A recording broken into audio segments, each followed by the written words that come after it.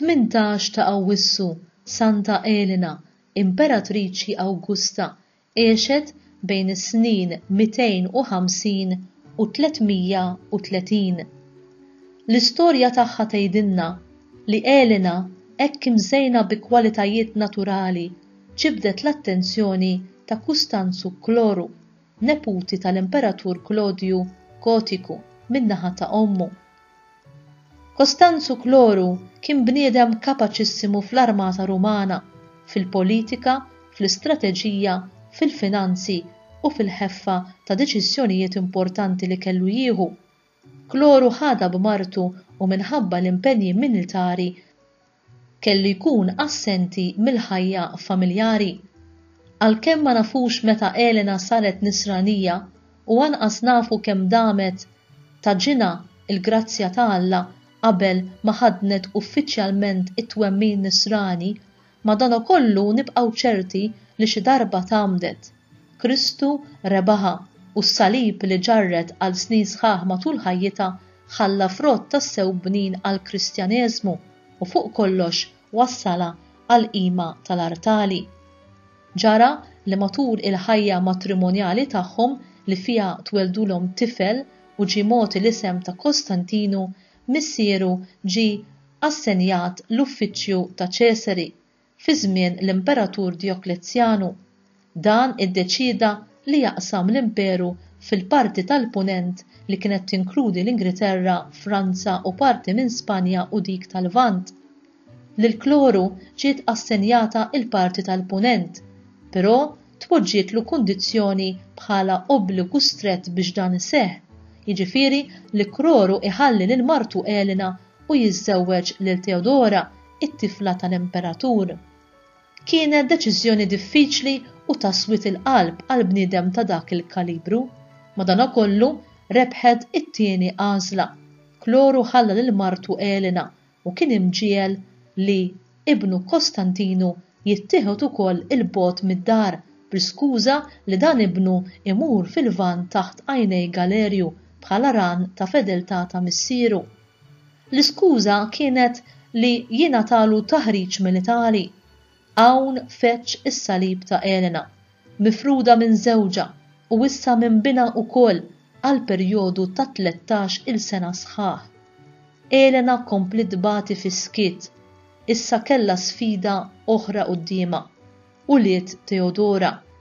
Elena komplit tieħu ħsieb ulied Teodora. Hawnhekk naraw jispikka f'Elena il-virtu tal-maħfra. F'soċjetà magħrufa għal vendetta u l-vjolenza tagħha, tant li aktar tard fl-istorja minħabba il-waqa tal-valuri u l-morali l-Imperu Ruman spiċċa tfarrak. Dan l-emil erojku ta' Elena ibbrilla u ħalla impatt kbir għal min rid jara d-dawl.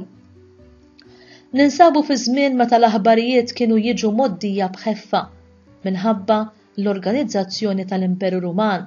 Kostantinu, miżmum minn Galerju, sar jaf bl-istat prekarju jew dajjef ta' ħajjet missieru Chloro. Permezz taż-żjara tiegħu lil Chloro fil-Brittanja ġiet miċħuda minn Galerju. Iżda Kostantinu permezz ta' żwiemel tant ħfief u veloċi irnexxielu jiżgiċċa r-rifjut ta' Galerju u telaq determinat għalon it-triq l-aktar twila sa ma wasal fejn missieru moribond. Kbir kien il-ferħ tagħhom meta l-missieru seta' jilmaħ dak il-wiċċ li jiftakru bħala tfajjer u li fakruh f'dawk tal-maħbuba Elena martu. Kostantinu kellu x-xorti li jħoss l-aħħar nifs ta' missieru li qabel mewtu irrakkomandah lill-armata tiegħu li aċċettat lill-ibnu bħala s-suċċessur ta' Costanzo Chloro, l-Imperatur Awgustu. Swielu it-taħriġ li kien ħa taħt Galerju fil-Lvant, b'raġun kollu jissejjaħ Kostantinu l-Kbir il-Manju. Elena għexet f'din il-ħajja moħbija issofri in-niket sas-sena 306 meta Kostantinu sejħilha fejnu u ta' it-titlu ta' Imperatriċi. Bina naqqax isimha u x-xbijat tagħha fuq il-muniti u ta' l-unuri kollha li jistħoqilha. Issa Santa Elena kellha madwar 63 sena. Elena issa nqdiet bil-pożizzjoni tagħha ta' unur biex tagħmel il-ġid. Ikella ħsieb ieħor ġo moħħha li kien li ssib is-salib li fuqu issallab il-feddej. Kollox ħejjiela bina Kostantinu u erħiela mal-wasla tagħha fil-Palestina tibni knejjes b'tifkira ta' dawn il-postijiet imqazza. Staqsiet u fittxet bl-għajnuna tal-isqof Makarju u tlonk lemħet it-tempju lill-Alla Venere biex tintesa kull qima lejn postijiet hekk eżiż. Ordnat it-tneħħija tat-tempju u li jsir it-tħaffir f'dak il-post. Xejn ma naqas talb minn fomma biex tinstab l-ewda mqazza tas-salib. Fej qabel saltnu x-xbijat tal-ajkla Rumana, dik tan-nofs qamar, inkella dik tal-pjaċiri moqżiża jew l-oħra tal-minġel u l-martell, sa fl-aħħar deru jiġu skavati xi qodda tal-passjoni u fl-aħħar is-slaleb li fuqhom temmew ħajjithom il-ħallilin u Kristu l-feddej. Infakru fil-qosor 4 biċċiet mill-istorja ta' Elena, kif ħallihulna rufinu. Elena tmur Ġerusalem biex tfittex is-salib. Elena, om Kostantinu mara ta' fidi straordinarja u ta' devozzjoni profonda, barra milli kienet ta' jdej miftuħa għall-aħħar, ġiet innebħa minn deriet tas-sema biex tmur Ġerusalem. Hawnhekk kellha titkixxef mingħand in-nies fejn Kristu ġie mdendel mas-salib. L-imkien mhux la kemm tfittxu għax dawk li kellhom għalih kienu waqfu fil-post statwa ta' Venera biex l-insala li rridu jqimu hemm lil Kristu kienu jidhru bħalli kieku jaduraw lil Venere. Minħabba fekk dak l-imkien l-insara ma tantx kienu jersqu lejh qatt li ma intesix. Sinjal mis-sema wera fejn kien il-post. Meta Elena marret hemm u sabet ruħha fuq il-post kif kienet imnebħa, ġarfet dak li kien hemm wieqaf qudiema u li kien imniġġes. Ħafret taħtu u niżlet l-isfel, sabet 3 islaleb bdej xulxin.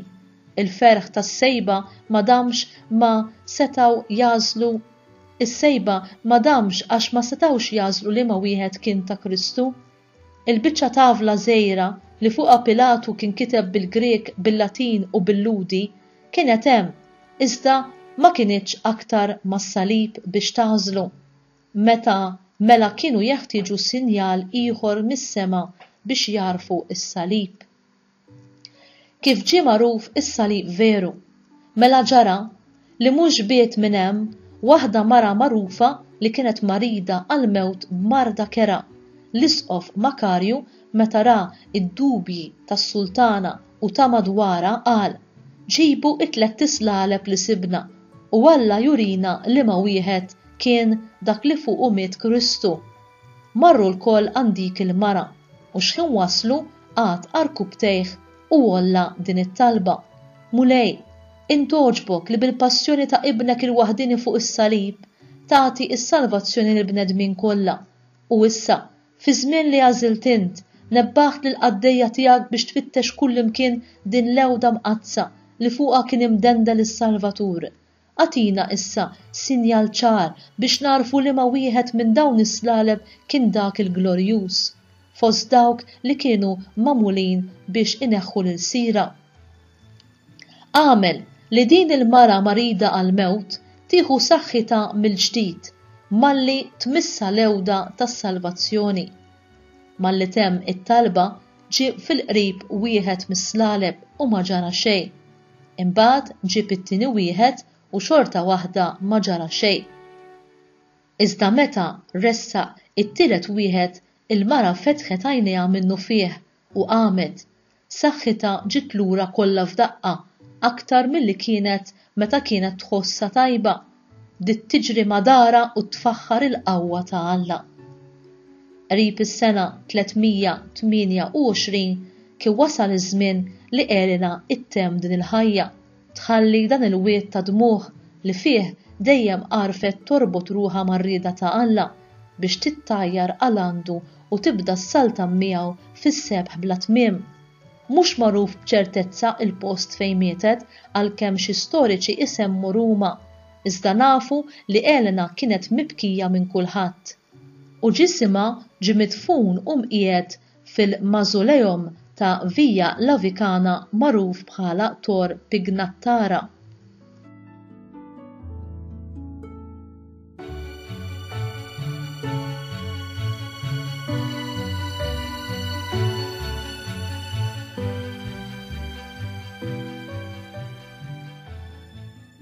San Andrija ta' Kreta fl-10 omelija tiegħu dwar l-eżaltazzjoni tas-salib jgħid x'ħaġa kbira li tippossjedi s-salib, min jippossedih jippossjedi teżor.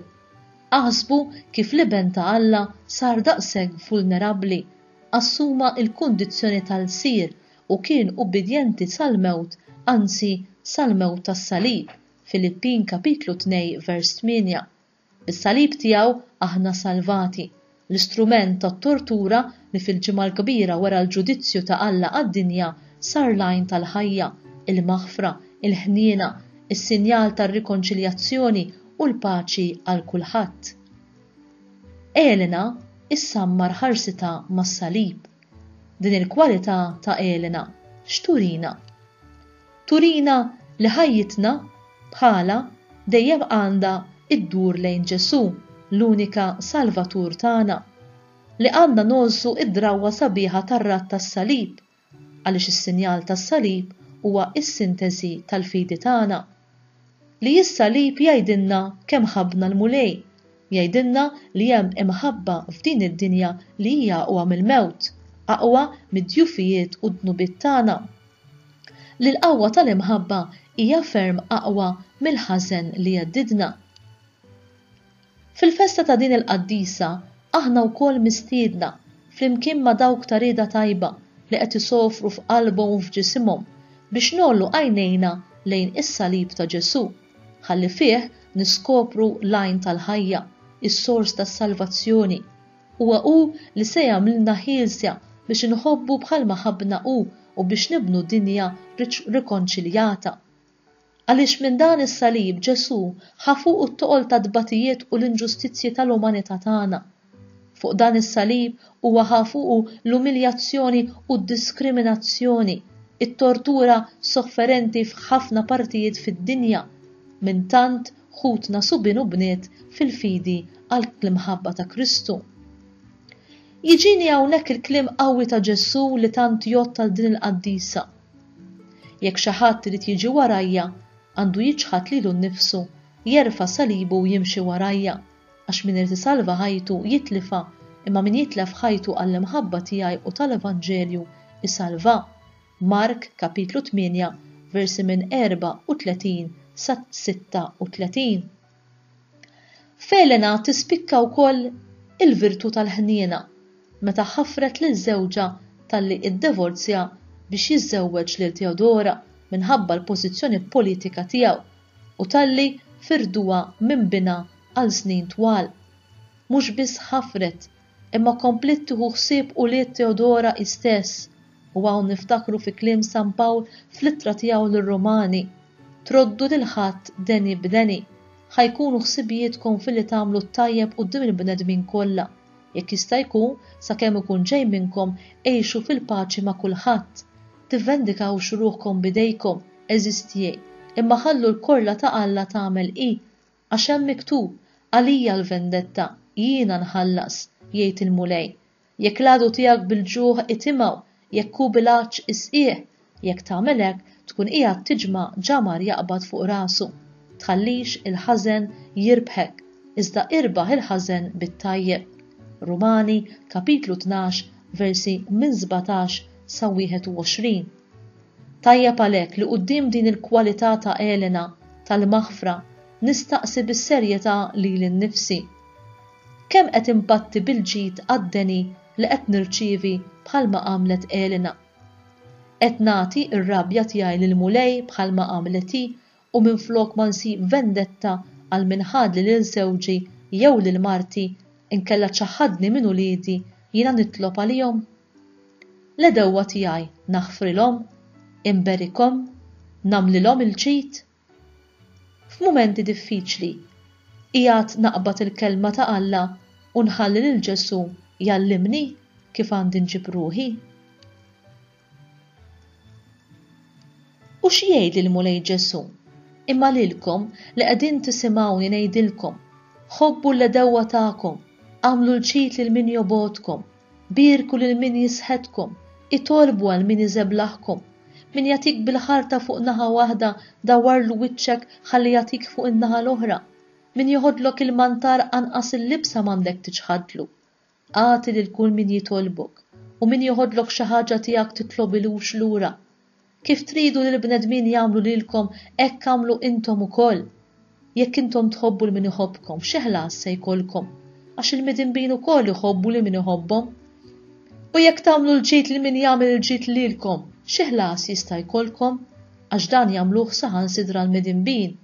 U jekk tisselfu xi ħaġa lil min tistennew iruddilkom lura, xi ħlas jista' jkollkom, il-midinbin ukoll jisselfu lill-midinbin bil-ħsieb li jieħdu lura daqshekk ieħor minn għandhom. Imma intom ħobbu l-edewwa tagħkom, għamlu l-ġid, isilfu bla ma tistennew xi ħaġa lura u l-ħlas tagħkom ikun kbir u tkunu qiegħed Alla l-għoli li hu tajjeb mal-ingrati u mal-ħsiena. Ħennu bħalma hu ħanin missierkom. Luqa kapitlu 6 versi minn 27 sa 36.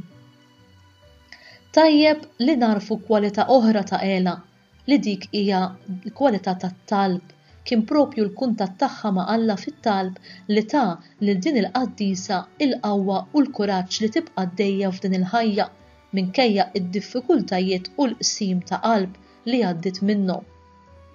Ħanistaqsi bis-serjetà li lin-nifsi, x'qed nagħmel fi mumenti koroħ tal-maltempati ta' ħajti? Qed nirrikorri għat-talb bħalma għamlet Elena jew inkella qed ninġar mar-riħ. Jekk ittradewni issa, waqgħid fl-istess nassa jien il għaliex bdejt nittradixxi kif ġipu laħaq? Jekk serquni, qed nisraq? Jew għaliex għamlu lil ħsara dan jagħtini l-permess li nagħmel il-ħsara jien? Ma nafx li it-talb ikabbarni fis-sabar. Ma nafx li bit-talb jinfaqgħu il-ħitan żonqrija tal-ħażen.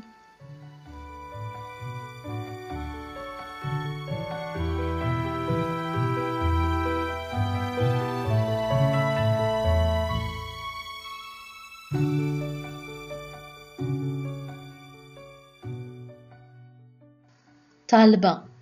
Imperatriċi Qaddisa Elena, permezz tad-devozzjoni u l-ħeġġa tiegħek li bihom kont imqanqla biex tfittex sa ma ssib is-salib tal-feddej tagħna, nitolbuk biex b'talbek taqlanna l-grazzja li nsofru bil-paċenzja, it-taħbit u s-saram ta' din il-ħajja, bil-ħsieb li wara s-salib hemm il-glorja tistennina. Irridu li bħalek nilqgħu bil-qalb is-slaleb ta' ħajjitna bl-imħabba għal Kristu li meta lina fuq is-salib.